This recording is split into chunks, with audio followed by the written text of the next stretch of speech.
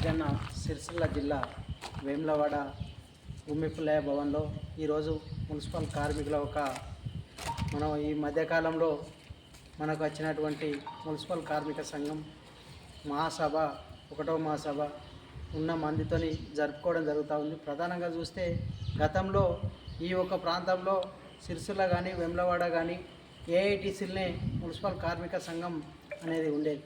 కానీ గతంలో కొన్ని అనివార్య కారణాల వలన మున్సిపాలిటీ కార్మిక సంఘాలు సిరిసిల్ల వేములవాడ సిఐటిలోకి వెళ్ళిపోవడం జరిగింది.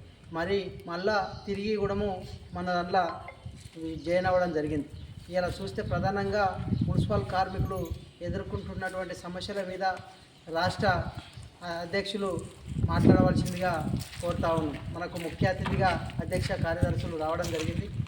అధ్యక్షుల వారిని మాట్లాడవలసిందిగా కోరుతున్నాం.